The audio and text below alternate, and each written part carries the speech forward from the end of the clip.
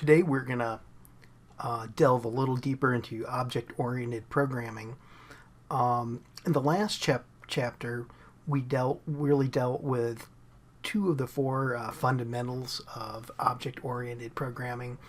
The first one was abstraction, and we're going to use for this particular lecture and example, we're going to use a program that we worked on in the last chapter video, and that's the card game program that has a very kind of like almost like a Pokemon-ish or a Magic-ish type card game that we developed the kind of the base class for. And abstraction is kind of the idea of the kind of very fundamental idea of object-oriented programming, where we can put an abstract idea such as card. And card is basically this: we have a idea of something called a card, and we within the card we have the various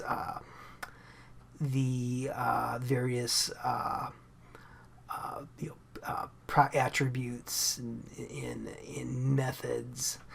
And abstraction is just the whole idea of us being able to isolate the idea of a card, like in a card battle game, or the idea of a inventory item in a program that does maybe a website, shopping website, and it's an abstract idea of putting some, whether inventory item or card.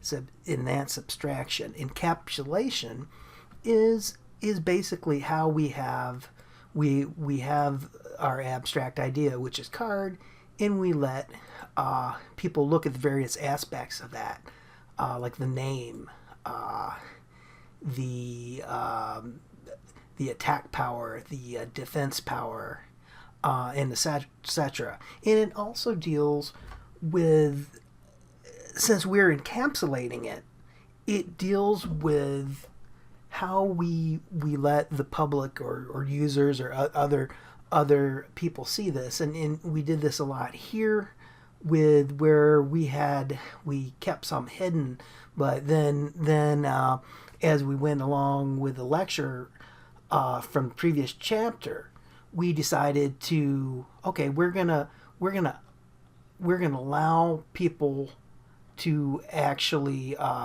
change this hidden number. However, since we control the encapsulation, we're going to set boundaries on them.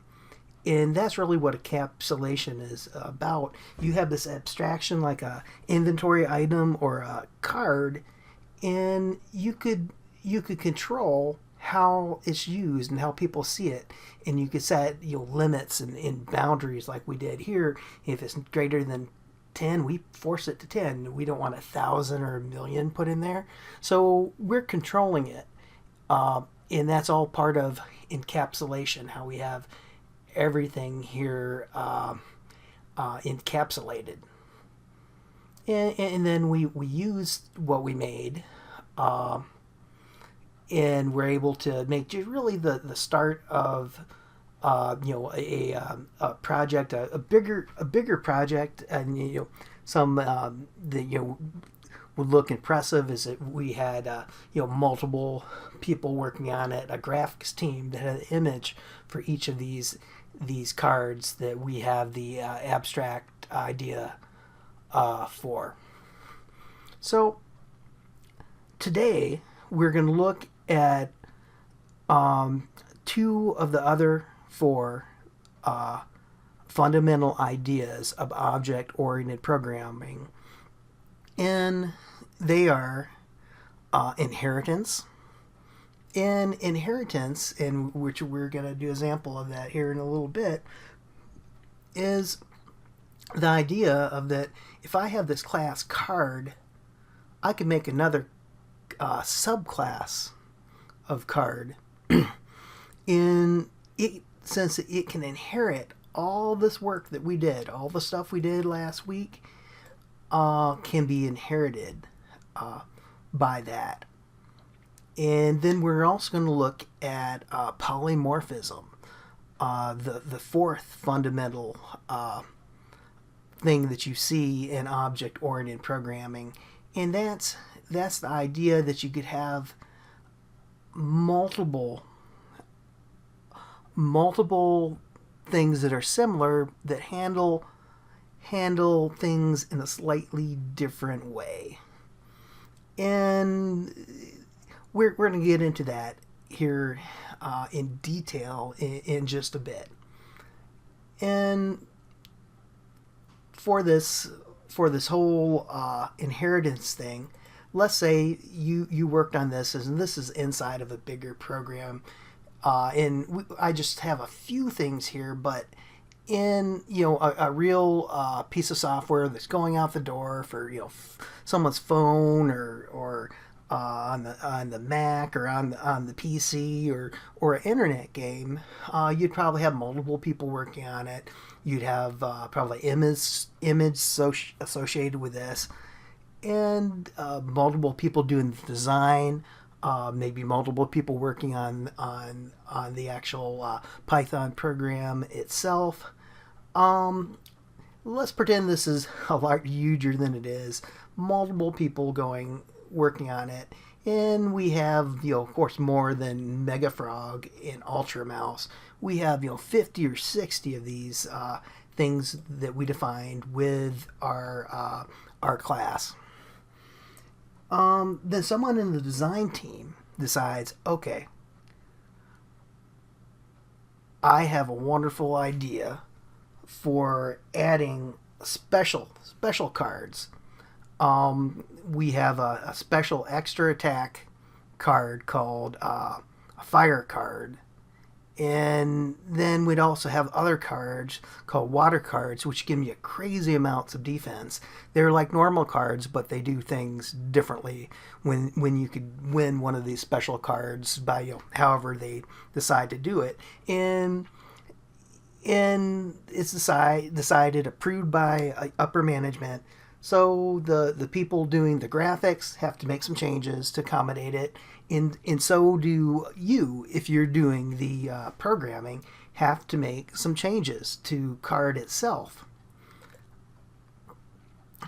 So what we're going to do is we're going to make a subclass, because a regular card can be, we could just use card, but when we get these special fire or water cards, and we're just going to do one of them. We're going to do fire cards, and for those, they want to be able to specify all the special attack bonuses and whatnot. And to accomplish this, we're going to make a new class. But this class is going to be a subclass, and we're going to call it Fire Card. And if I put in card right here, this is indicating that, okay, this particular class, I'm going to give it a little space here so we can space it out. This particular class is a subclass because it just calls in card, the class we defined up here. So because of the rules of inheritance and the idea of inheritance in object-oriented programming, by default, this class fire card gets everything associated with the parent class. That's another term that they use. The main class or super class, another term, is often called the parent class, and this subclass is often called the child class. And the child class or the subclass inherits all the stuff up here, becomes part of this. So what we're going to do now is we're gonna get the double underscore INIT for this one. It's gonna be a little different, and we're gonna copy some stuff down here. And for the constructor on this one, we're going to add something new, and we're going to call it fire bonus, because on these special cards that however in this hypothetical game we're working on, the people award them. Occasionally they get them, and we have to figure out how to handle them. All these ones that are awarded, they have a special bonus that we're going to have to eventually calculate in there. So we're going to add it as a parameter to the constructor. And for most of this, let's just we do the card. We're going to call the to fill this up, we're going to go card. So we're going back to the parent class, and let's get all this stuff here. So what I'm doing right here is that we're going to use everything here from the parent class for the name, attack power, defensive power, but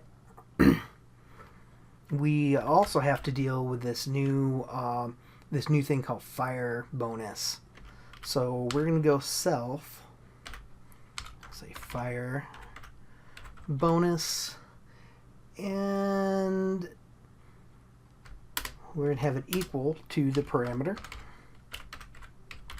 So basically it's just going to take in what comes in as the extra parameter that's going to be on a fire card is going to come here to the fire bonus. I kept the names the same just to make it a little easier. We could have different names for these various things, like this could be just bonus, or however we want to name it, but we're basically need to assign it. We're lining it up here with what is passed in the parameter. So we're going to make another card, and this one's going to be a little different, and it's going to be called card 3. And card 3 is going to use fire card in it, and we're going to have let's think of something neat here. Let's go for fire duck, a fire breathing duck, fire duck. So we're going to make our fire duck, and we're going to, for now, keep the same attack power as the mega frog, and would give it a defensive power of, I'll just put down defense down to 5 for this duck. And now, since this is not a card, it's a child class of card with an extra parameter. So we're going to add an extra parameter in there. We could put anything. We're just going to put 3. And we're just going to, we're going to add it here, and then eventually we're just going to test it to get it going. Eventually we might want to do something with this extra parameter.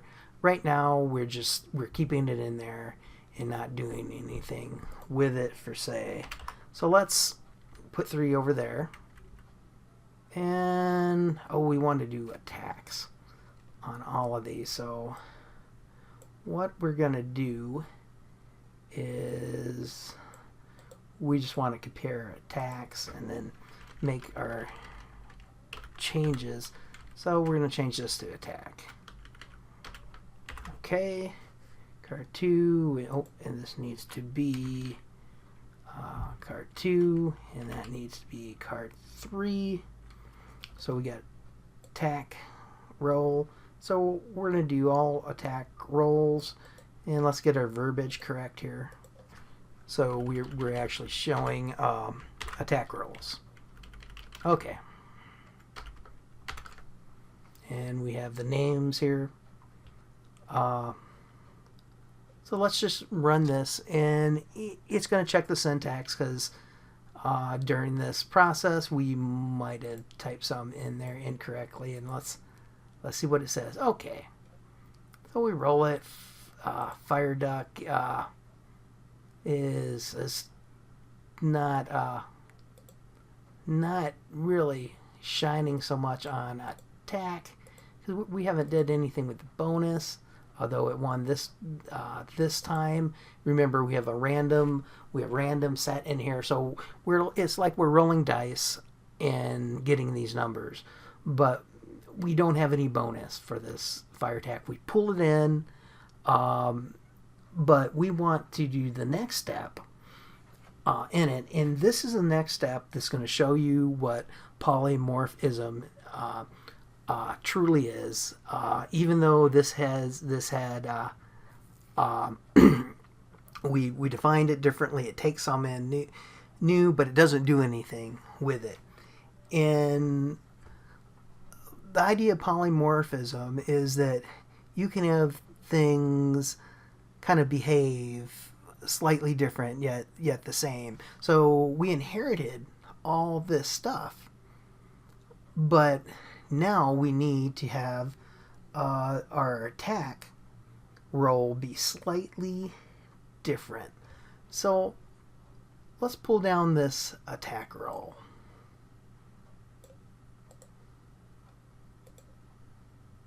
Okay, so we have an attack roll.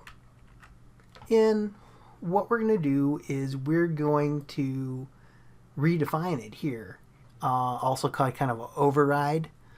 But this override is going to say if some's defined as a fire card, and it's going to do its attack roll slightly different. So let's start anew here, and what we want to do different is we want to use the same attack roll we would normally use, so from card. So we're gonna define it like this, and this would just basically do right now it override but do nothing because it's going to just use the attack roll from here. But what we're going to do now is we're going to throw the fire bonus in there, and we'd pull it from self and fire bonus. So this is a really good example, like I said, of the polymorphism, that these are all basically cards. This is a fire card. So when we made it, we inherited everything from cards, but we're doing things different. We're polymorphing or changing. So it's really a card because, I mean, it's a child of it. We inherit everything, and here we made a change where our attack roll was different because it's going to get a normal attack roll, and then it's going to times it by a fire bonus to make this a special card in this larger hypothetical game that we're working on. So let's just run this, see if we did our override correctly or not. And not. So let's look at that and try to determine where we went off. Okay. So we have attack roll, self, it was here, return, attack roll. Oh, we need to specify self in there, and I think we have it. Because it's missing. See how it's missing? It's missing self. So I think this is going to do it. Let's run it again. And man, now that fire duck breathing fire is just, it's a dangerous duck. Let's run that again. Okay. I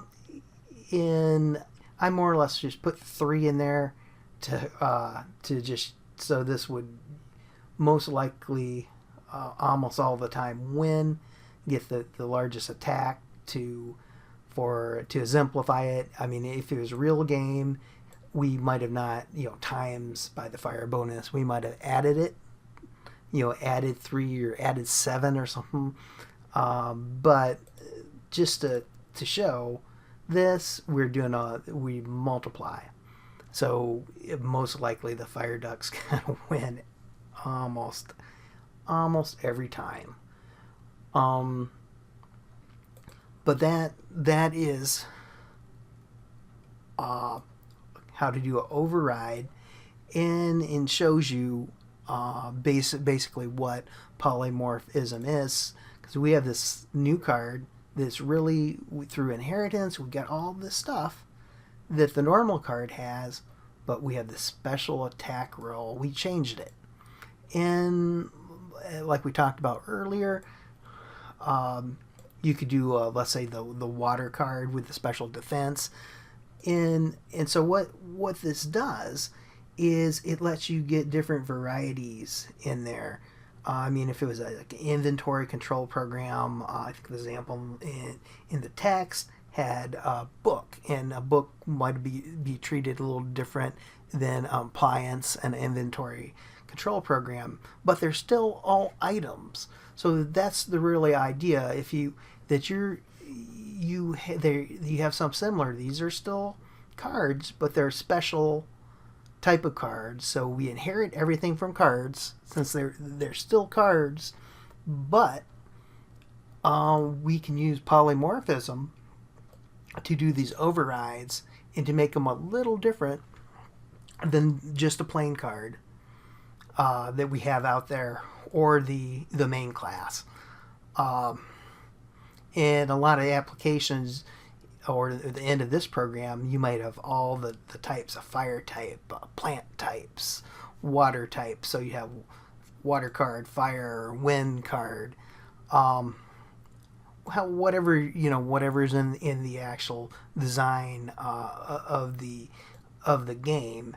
And you might have never used card except for a superset to have some of the basic ideas, and when you might define this as your water card, wind card, for wherever you want to group these particular little creatures in there. And by doing that, we're able to keep all of this, and we just inherit it off to any of the other subclasses. Now this little program really covers the 4 fundamentals of object-oriented programming, but we also want to go into a couple quick things, useful things that you can use when you are doing object-oriented programming. Let's say this simple program here gets huge. We have 100 different types of child classes to this parent class card now, and it's monstrous. There's lots of variety. It's a full-fledged project that's out there commercially, and just you have kids from all over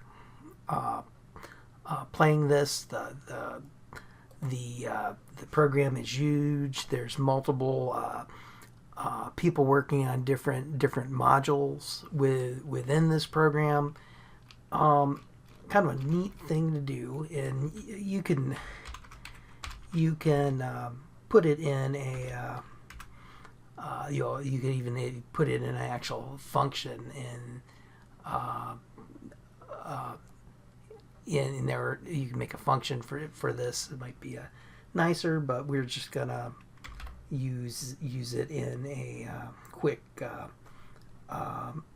quick way to. We'd use a print to look at it. If you go is instance, and what this is going to do, and this is like kind of a neat thing. You could pick something, let's say any of these objects, like card 1, and you could go fire card. So what this is going to ask, the is instance, is going to say, hey, is this card 1 fire card? We kind of know it because it's just right here. But if it's a huge program, and you have multiple instances and things are getting created, sometimes it's really helpful to see what it is. You'd know it's you might know it's like some card, but now we have hundreds of different child classes, and it's useful in your code to maybe handle these different cards slightly different, and this is kind of a really neat way to go there. And you can have some conditional logic, if is instance of fire card, then do these steps, or if instance of water card, do these steps. So we're gonna run it, see what we get, and it says no, it is not a fire card, because when we look at it, we see that card 1 is just a regular card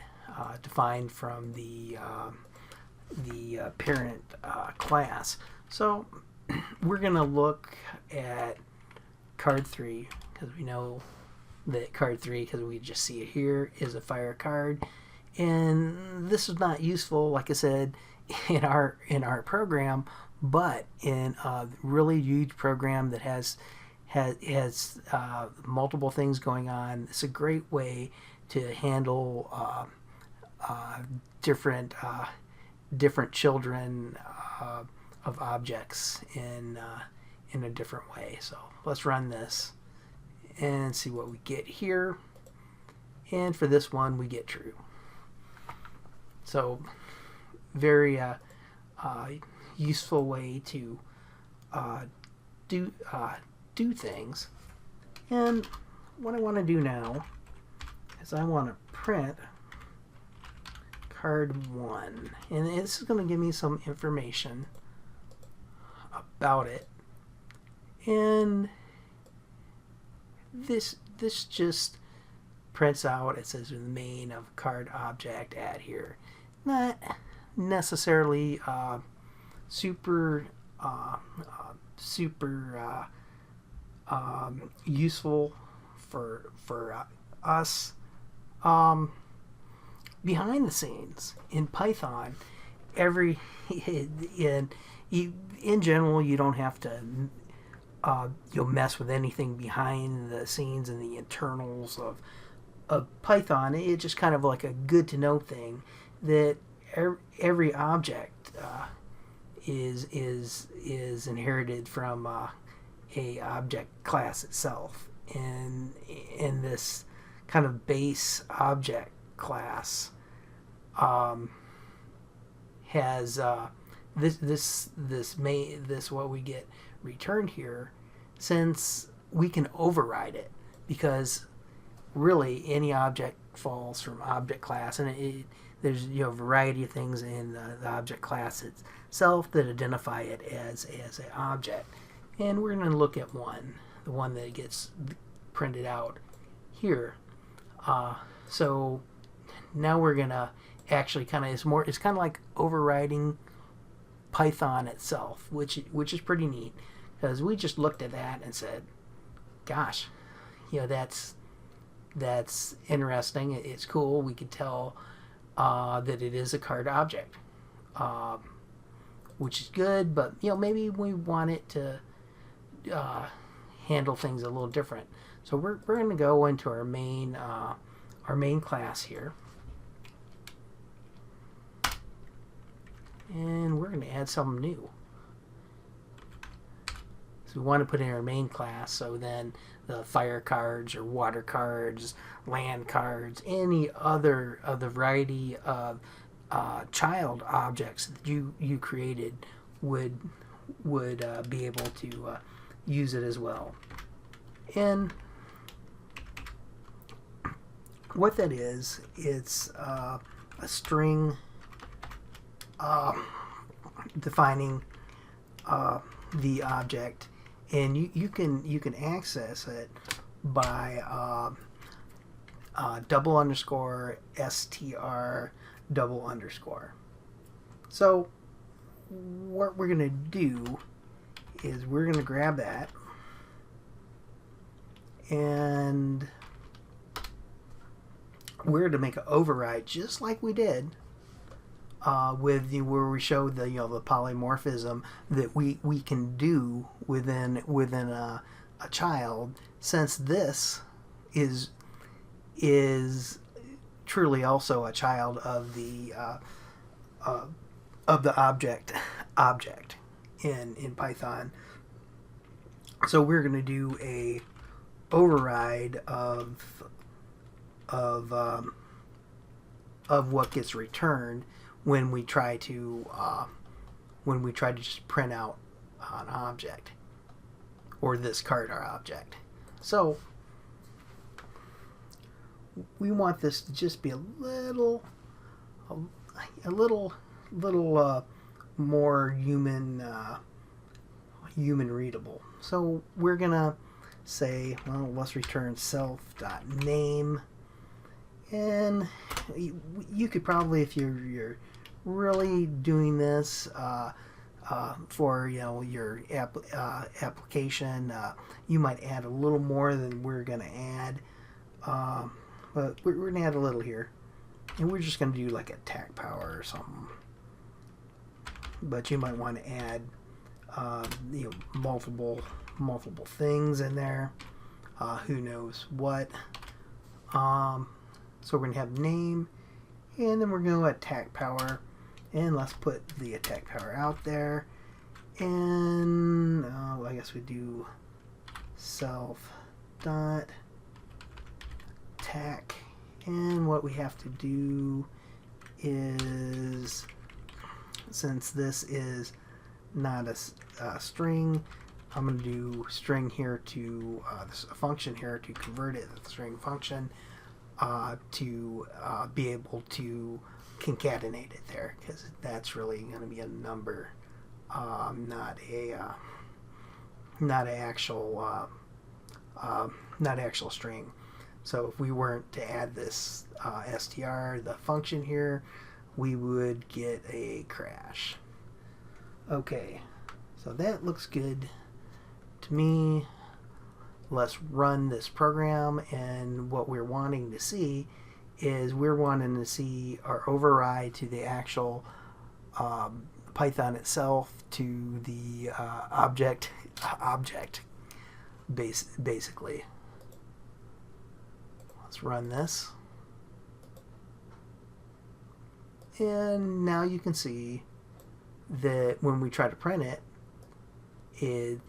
it says Mega Frog attack power 7. So just some more of these are some more of the useful things you can do in Python with object-oriented programming. Like I said, the main thing that you really need to get out of this is the fundamentals, where we have abstraction, we have this abstract idea of a card, and the encapsulation. It's what of the idea of a card, what do we show, what attributes do we let people at, what attributes do we let people change and control the way they change that, and that's the encapsulation. And then you have inheritance is where we define this as a subclass, and we inherit everything from the main or the parent class. And then the next aspect and fourth aspect of object-oriented program is polymorphism, and that's the ability to change you basically take from this, and this is still a card, but it behaves in a different manner. We have this override, which makes it multiply the bonus here. So we kind of morphed into other shapes essentially, and that's really key, that we have things that are totally similar, but they're just a little different, and we could define them as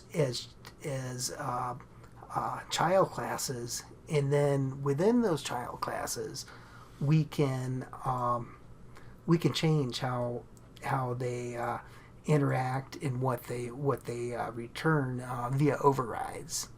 And you've seen the general override here, and then we also, since in Python, every object internally comes down is a child of the object in Python. So we can override some of the fundamental things within Python, and that's what we did right here, and what gets us the more descriptive, way more descriptive